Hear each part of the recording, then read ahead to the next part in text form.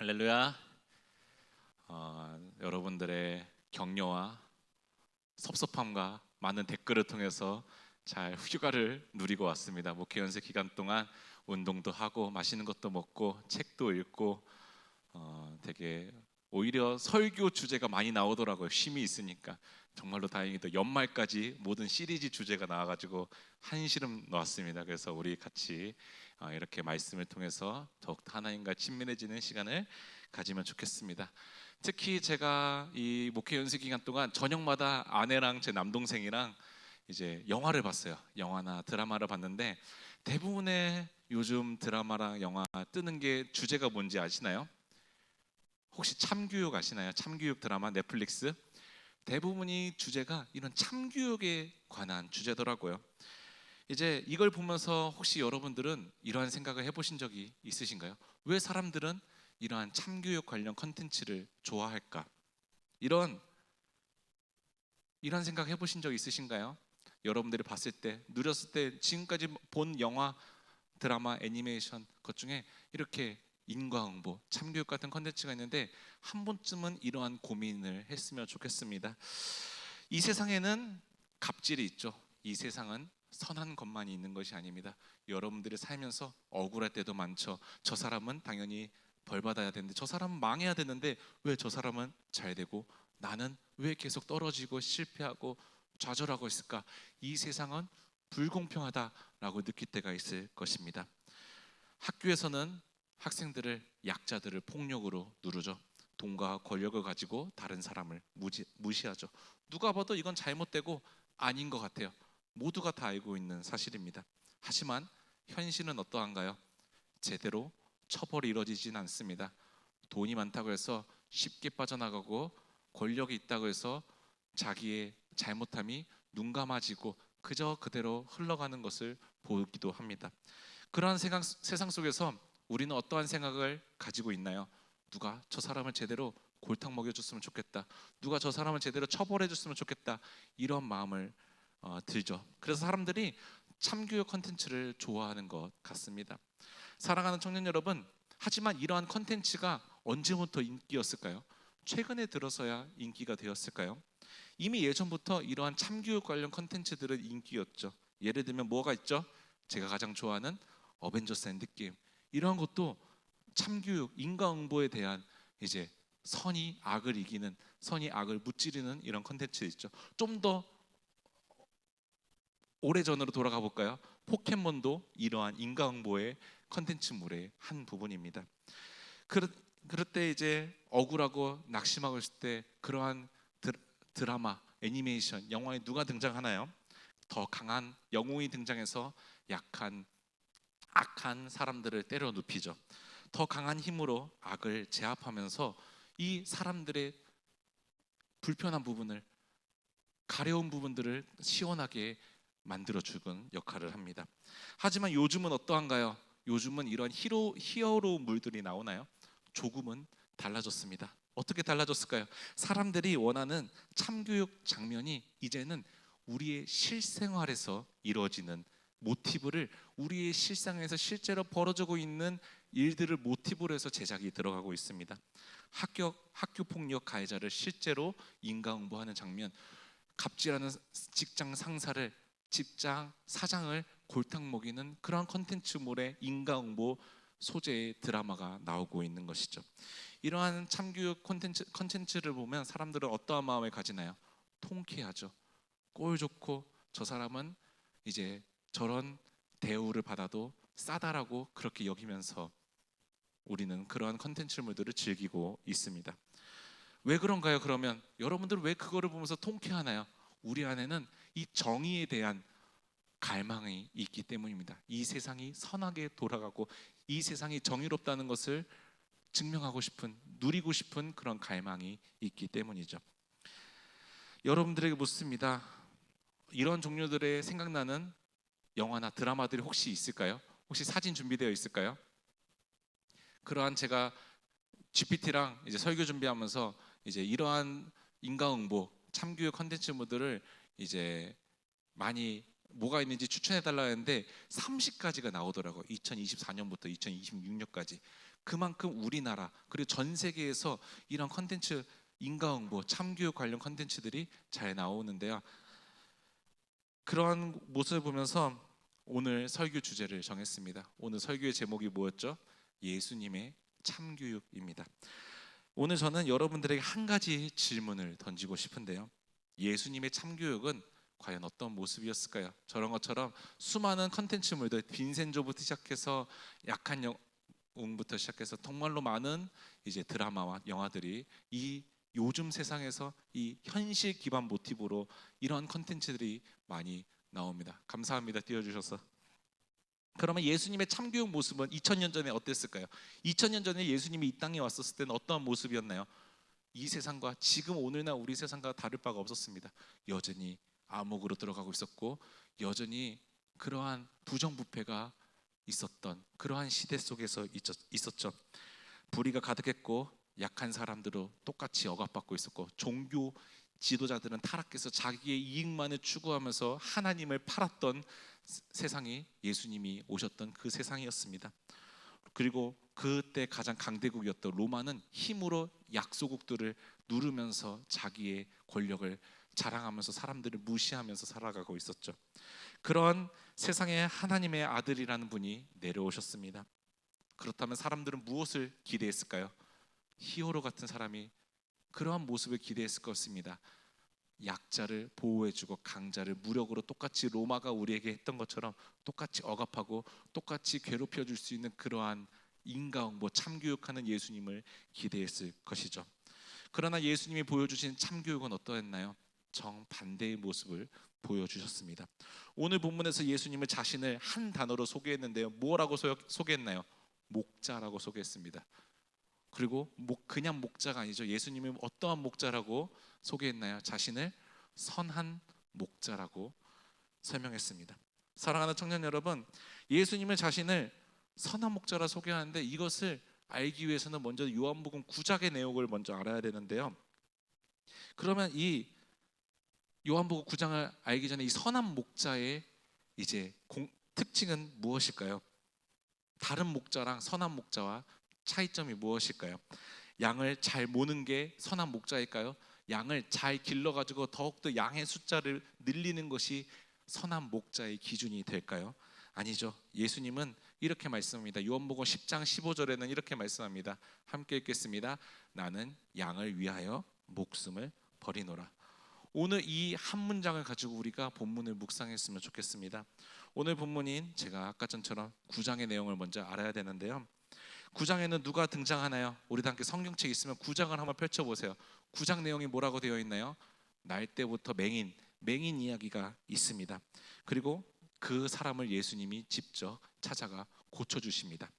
태어나서 한 번도 앞을 보지 못했던 사람이 예수님 때문에 앞을 보기 시작했어요.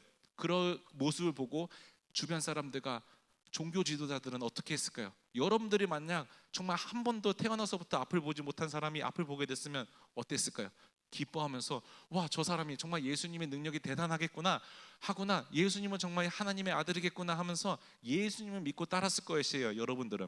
하지만 종교 지도자들과 그 당시 이스라엘 사람들은 오히려 분노를 했습니다. 왜 그런가요? 그 사람이 고침을 받는 것보다 더 중요한 것이 있었기 때문이죠. 예수님이 바로 안식일에 그 병자를 고쳤기 때문에 그 사람들은 예수 그리스도 하나님의 아들 너가 어떻게 하나님의 율법을 어기느냐, 너가 그러고도 메시아라고 말할 수 있냐, 너가 그러고도 하나님의 아들이라고 말할 수 있느냐 하면서 그 병자의 부모까지 조사하면서 그 병자를 결국 자기 공동체에서 내쫓아 버립니다. 그리고 왜 그렇다면 바리새인들은 이렇게 행동했을까요? 왜 예수님이 한 번도 보지 못한 병자를 고쳐주셨는데도 이 바리새인들은 이 예수님을 저주하고 이 맹인을 축복하지 못하고 그냥 내쫓았을까요? 이들에게는 한 사람의 생명이 중요한 것이 아니었기 때문입니다. 자신들이 만든 질서와 자신들이 스스로 세운 권위가 무너질까 봐 그게 두려워가지고 오히려 그러한 것들을 다 철저히 배제시키고 예수님을 저주한 것이죠. 왜냐하면 그 사람들은 이것을 그 맹인을 고쳐줄 능력도 고쳐줄 마음도 없었기 때문입니다. 그 사건 이후 예수님은 이 10장에서 본인을 이렇게 소개합니다. 나는 선한 목자라. 무슨 의미인가요? 나는 저들과 다르다. 저 사람들도 너희들에게 목자라고 말했지만 나는 저런 목자들과 다르고 나는 선한 목자라고 말씀하신 것입니다. 저들은 양을 이용하지만 나는 양을 위하여 내 목숨을 버리려고 이 땅에 왔다. 이 말씀을 하시는 것입니다. 나는 양을 살리기 위해 내 목숨을 내어놓지만 저 사람들은 자기가 힘들 때 양을 버리고 도망갈 사람이라는 것을 이 나는 선한 목자라는 그 문장의 모든 이야기가 들어가 있는 것입니다. 이것이 예수님이 말씀하시는 선한 목자입니다. 사랑하는 청년 여러분, 여러분들이 살아가는 이 세상에도 많은 목자들처럼 보이는 사람들이 있습니다. 자신들이 선한 목자라고 말하는 사람들이 많이 있어요. 나를 책임져 준다는 사람, 내가 끝까지 너를 해주겠다는 사람, 행복하게 만들어 주겠다는 사람이 있을 것입니다.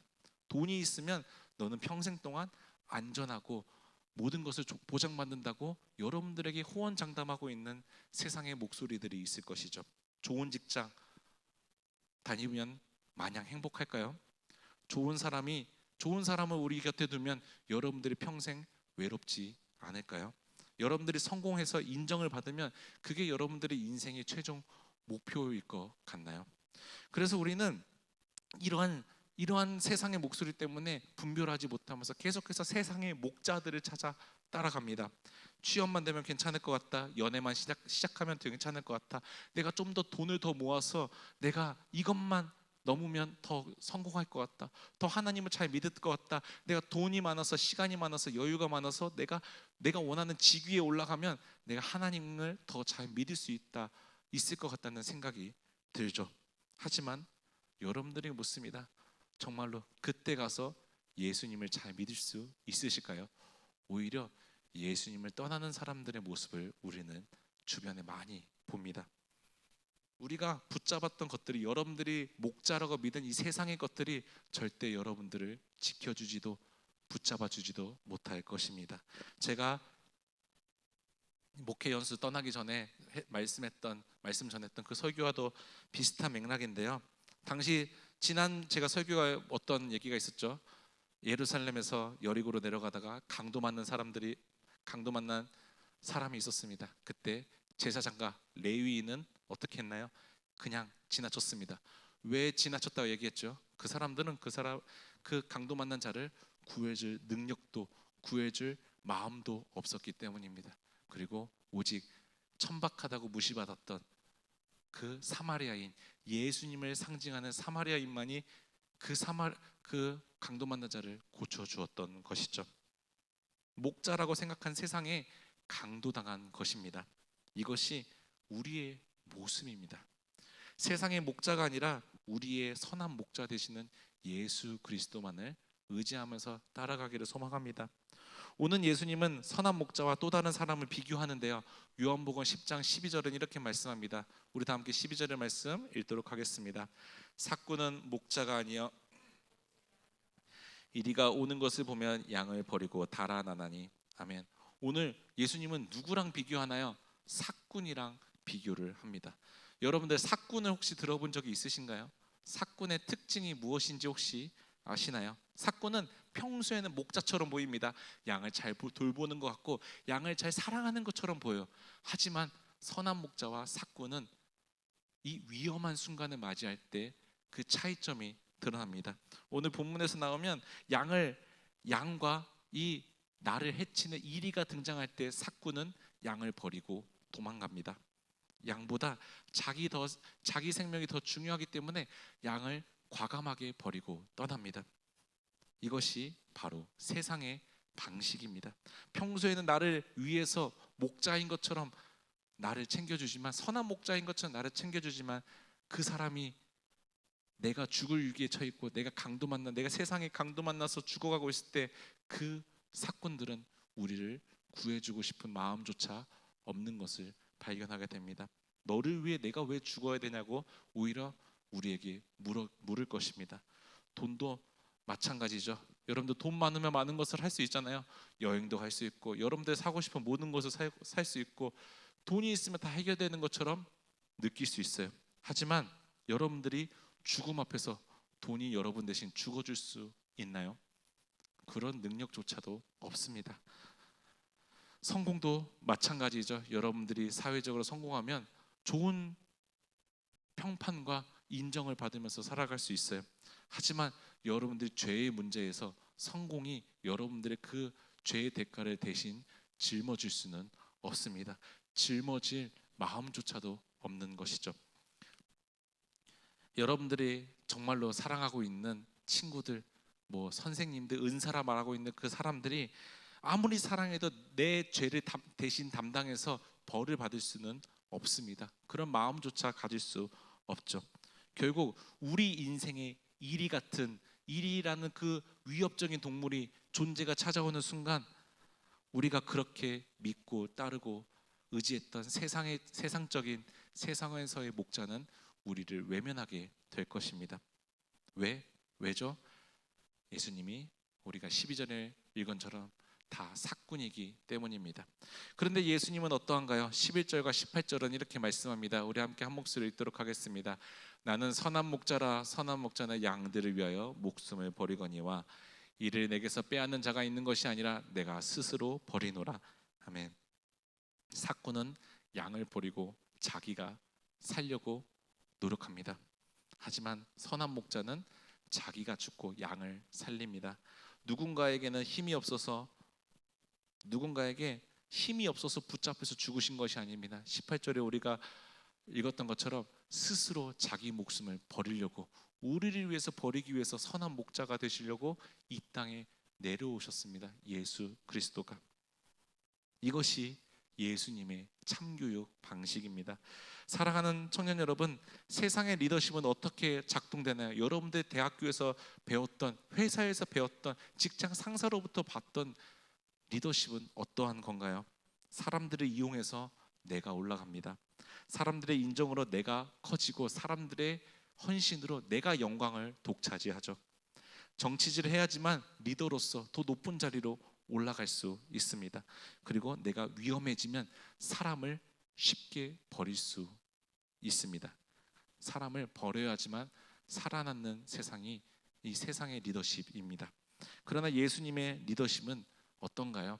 여러분들이 지금까지 느꼈던, 성경에서 느꼈던, 말씀을 통해서, 예배를 통해서, 기도를 통해서, 찬양을 통해서 느꼈던 예수님의 리더십은 어떠했나요?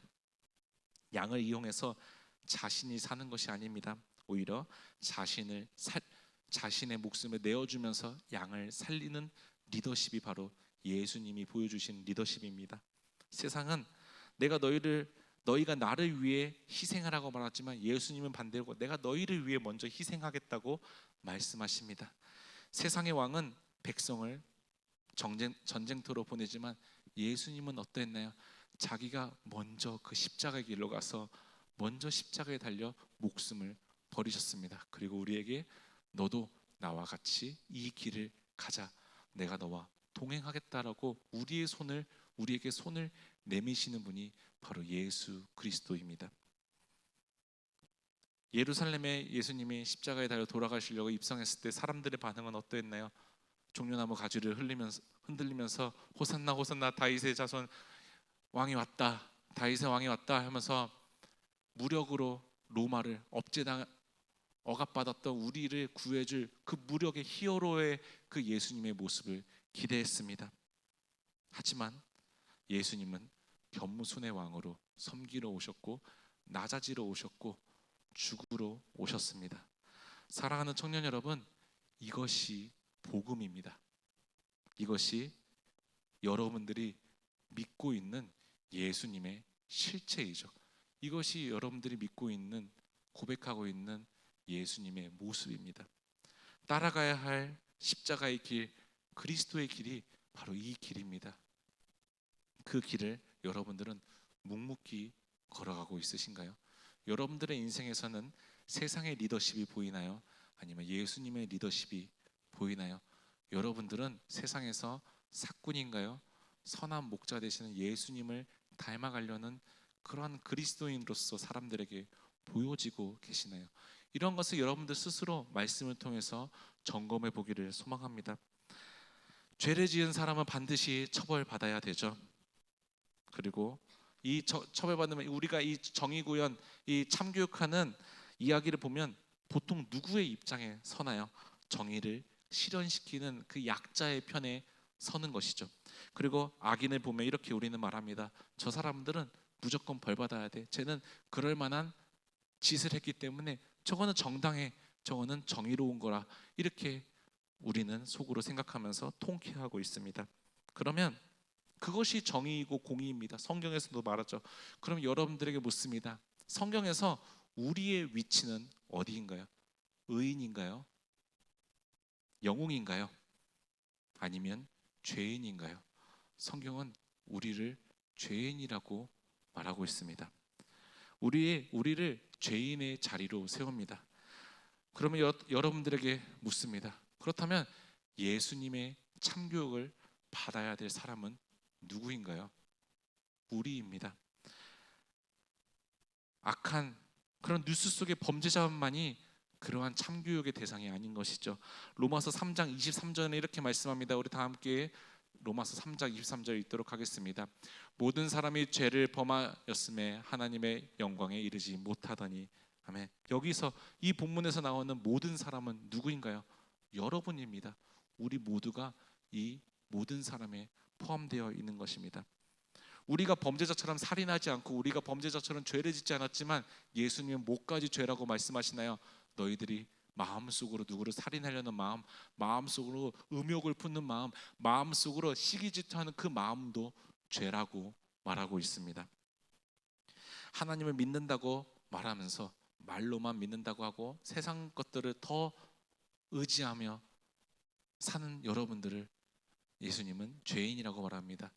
여러분들은 정말 예수님을 믿는다고 교회 다닌다고 말하면서 정말로 예수님을 우선순위로 생각하나요? 제가 책을 보면서 뜨끔했던 부분이 있어요. 정말로 예수님을 생각하는 내가 내 삶의 가장 우선순위가 예수님이라는 증거가 일어날 때 무엇을 하냐가 가장 중요하대요.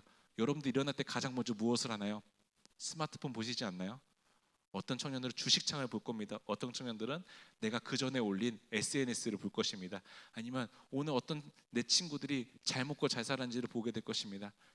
그것이 여러분들 삶의 우선순위인 것입니다. 정말로 여러분들의 삶의 우선순위가 예수님인지, 아니 정말로 예수님이 되고 싶어 하는지부터 먼저 점검하는 게 진정한 신앙인의 그런 겸손한 모습이라고 생각합니다. 이것이 우리가 늘 일상 속에서 반복적으로 짓고 있는 죄고 우상숭배입니다. 그렇기 때문에 예수님은 늘 우리에게 말하죠. 너는 죄인이다. 성경은 우리에게 이렇게 말씀하고 있습니다. 사랑하는 청년 여러분, 정말로 예수님 하나님은 공의의 하나님, 사랑의 하나님입니다. 그러면 이 공의의 하나님 앞에 우리가 심판대에 있으면 여러분들은 떳떳하게 살아남을 수 있나요? 우리는 단 한 명도 그 안에서 의인이라고 칭함을 받을 수 있는 사람이 없을 것입니다. 그렇기 때문에 예수님이 이 땅에 오셔서 죽을 수밖에 없었던 것이었습니다. 예수님의 참교육이 이루어지면 우리는 마땅히 죽어야지만 예수님이 우리를 사랑하시기 때문에 우리를 위해 이 하나님의 공의와 하나님의 사랑이 이루어지기 위해서, 완벽하게 조화롭게 이루어지기 위해서 십자가에 달려 죽으실 수밖에 없었던 것입니다. 그렇기 때문에 하나님의 공의와 사랑은 이 십자가에서 완성되게 되는 것이죠.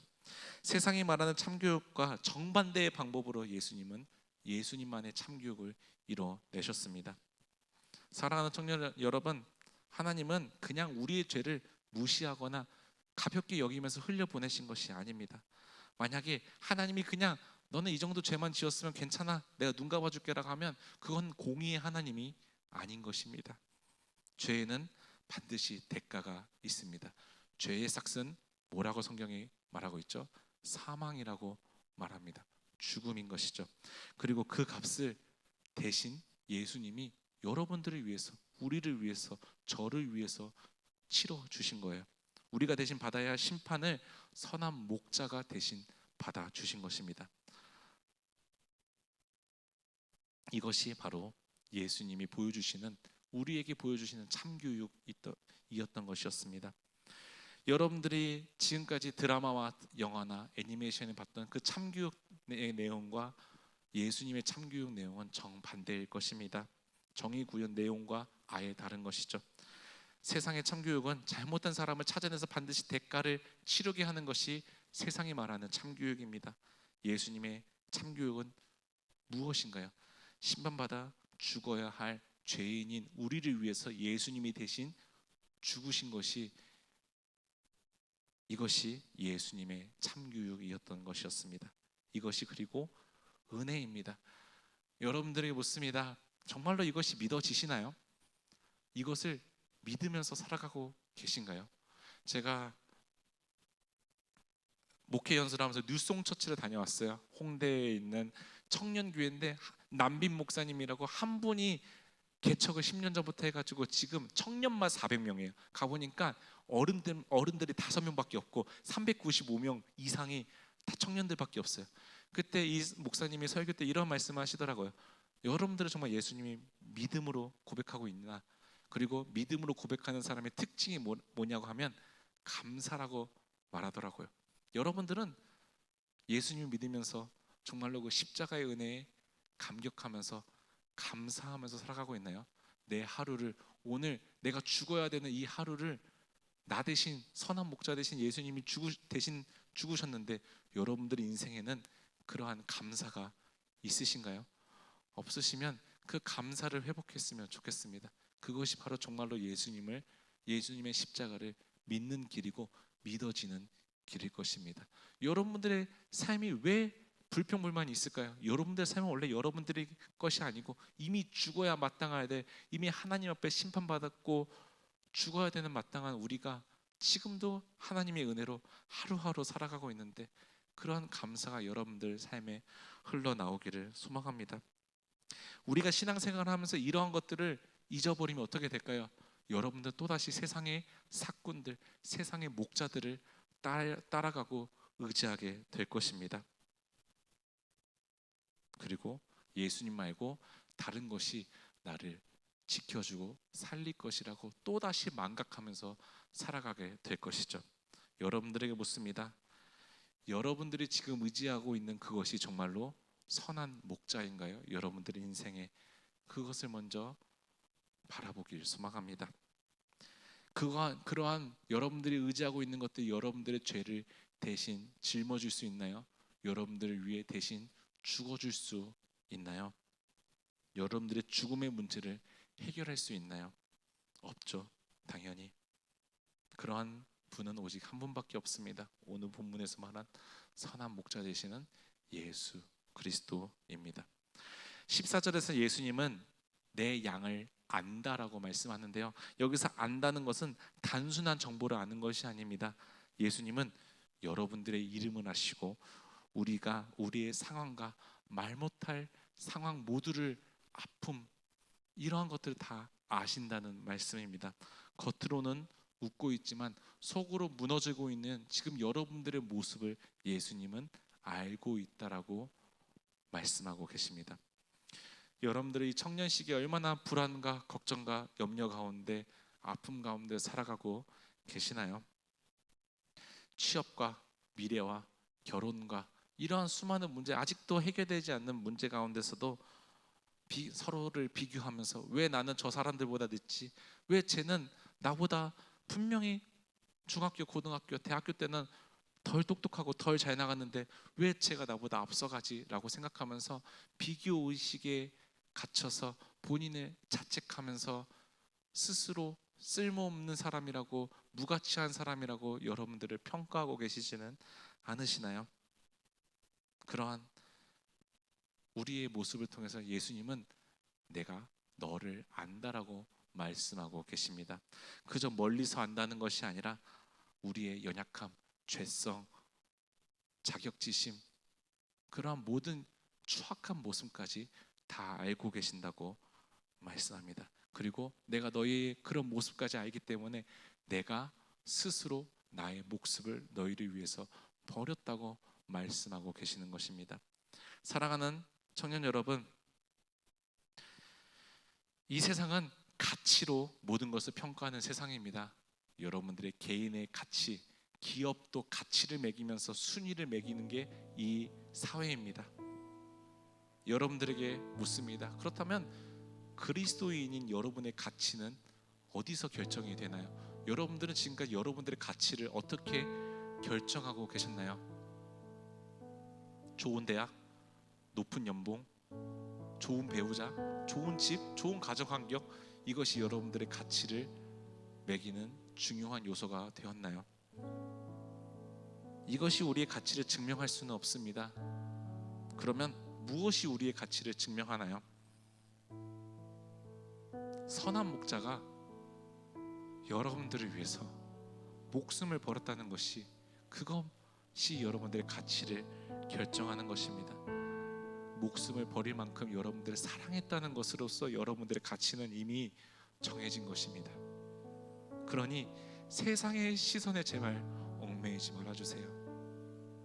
하나님 보시기에 얼마나 마음 아프겠어요. 이미 내가 너무나 사랑해서 목숨까지 버리면서 여러분들을 그렇게 가치 있는 존재로 만드셨는데, 여러분들 스스로 나는 쓸모없는 사람이야, 나는 무가치한 사람이야, 나는 별거 아닌 사람이구나, 이렇게 스스로를 평가하지 마시기 바랍니다. 예수님은 이미 여러분들의 가치를 2000년 전에 예수님의 죽음으로써 이미 평가하셨습니다.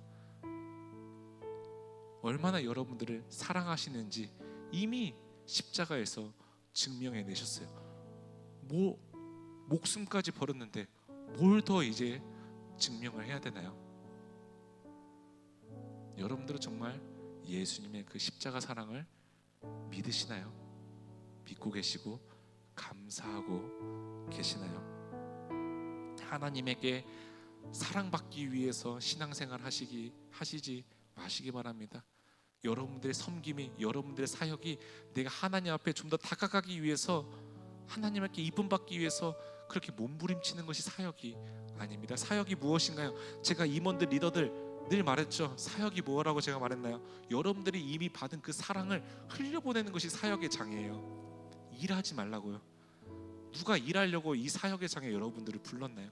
하나님의 사랑과 여러분들이 이미 받은 그 하나님의 은혜를 우리가 다른 사람한테 흘려보내기 위해서 이 사역의 장을 하나님께서 허락하신 것입니다. 근데 왜 여러분들의 사역을 통해서 내가 하나님께 더 잘 보이고 싶어서, 하나님께 사랑받고 싶어서 일처럼 다가가고 계신가요? 이미 여러분들은 하나님이 얼마나 여러분들을 사랑하고 계시는지, 얼마나 가치가 있는 존재인지 이미 십자가에서 증명이 됐어요. 그저 이 십자가를 통해서 감사함으로써, 이것이 모든 것이 은혜로서 이것을 사역의 장에서 흘려보내길 소망합니다. 여러분들은 이미 먼저 사랑받았고 예수님이 먼저 여러분들을 위해서 생명을 내어주셨습니다. 그래서 우리의 사랑과 순종과 감사는 사랑받기 위한 조건이 아니라 이미 받은 사랑에 대한 응답인 것입니다.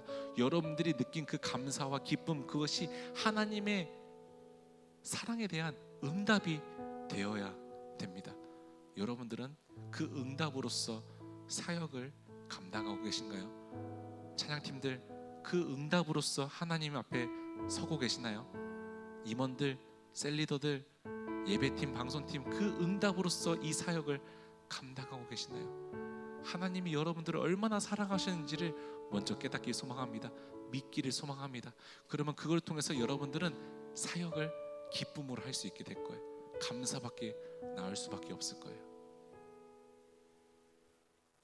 세상은 우리에게 계속해서 여러분들에게 죽을 때까지 끊임없이 세상의 리더십을 가지라고 말할 것입니다. 그러면서 더 인정받고 더 힘을 받고, 그래야지만 너는 세상에서 쓸모있는 사람이라고 계속해서 말할 거예요. 그럴 때마다 제가 저번 설교 때도 말씀드렸죠. What would Jesus do? 예수님이라면 어떻게 하셨을까? 예수님은 2000년 전에 이 땅에서 어떻게 사셨는지를 묵상하길 소망합니다. 가장 높으신 분이 가장 낮은 곳으로 내려오셨어요. 죽지 않아도 될 분이 여러분들을 위해서 죽으셨다니까요. 하늘의 왕이 종이 되셨어요. 선한 목자가 양을 위해서 힘없이 죽으셨어요. 이것이 예수님이 보여주신 리더십입니다. 이것이 여러분들이 따라가야 할 십자가의 길, 그리스도인의 길인 거예요.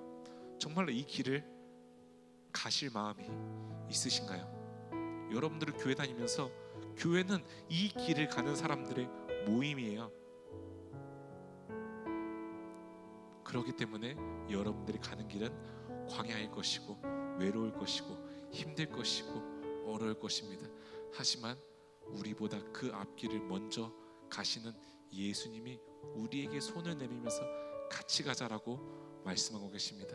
그 손을 잡고 가면 그곳이, 그 어려운 곳이 천국이 될 것입니다. 그곳이 하나님 나라 되고 광야가 축복인 것을 여러분들의 삶 속에서 경험하게 될 것입니다.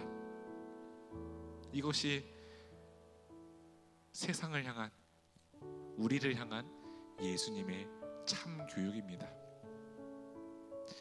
한 청년이, 청년도 그렇고 청소년도 그렇고 제주도 행원교회 국내 선교 갔을 때 이런 질문을 하더라고요.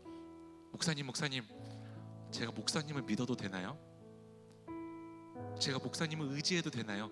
이렇게 질문을 하더라고요. 그 질문을 받고 마음이 너무나 어려웠어요. 왜였을까요? 그 질문이 저한테는, 목사님은 선한 목자이신가요? 제가 믿고 따라도 될 선한 목자인가요? 이렇게 저는 제 마음속에 들리더라고요. 제가 이 마음이 들 때마다, 제가 대학생 때 이찬수 목사님 설교를 되게 좋아해서 많이 들었는데, 그때 이찬수 목사님이 그런 얘기를 했어요. 이 세상에 뭐 셀리더도 그렇고 셀리더도 그렇고 다른 교회를 가보면 임원들도 그렇고 목자라고 표현을 해요. 리더를. 그 말이 너무나 싫대요. 왜 그러냐면 우리에게는 선한 목자는 예수님밖에 없기 때문에 이게 너무 불편하다는 거예요. 저도 마찬가지예요.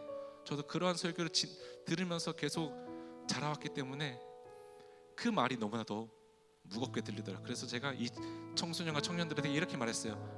나 믿지 마라. 목회자라도 믿지 말고 예수님만 믿으라고 얘기를 했어요. 그저 목회자는, 이찬수 목사님이 그때 제가 10년 전에 들었던 설교였는데 명확하게 기억나는 게, 그저 본인은 목자가 아니라 그 선한 목자 되신 예수님의 양을 몰 때 그 옆에서 그저 양을 잘 몰 수 있게끔 도와주는 반려견, 그 개 같은 존재라는 밖에 불과하다고 말씀하시더라고요. 목회자가 그러한 존재입니다. 임원들이 그러한 존재입니다. 리더들이, 셀리더들이 그러한 존재고 사역팀장들이 그러한 존재예요. 우리가 목자가 아니에요. 우리가 여러분들을 위해서 대신 여러분들 죄의 짐을 짊어질 수도 없고 죽어줄 수도 없어요. 여러분들을 위해서 그렇게 해줄 수 있는 목자는 오직 선한 목자 되시는 예수 그리스도 한 분밖에 없습니다. 예수님만 믿고 따라가시길 소망합니다. 교육자를 믿으라고 말을 못하겠어요. 저도 저의 연약함을 알고 한계를 알고 부족함을 알기 때문에 저를 통해서 역사하시는 예수님을 믿길 소망합니다.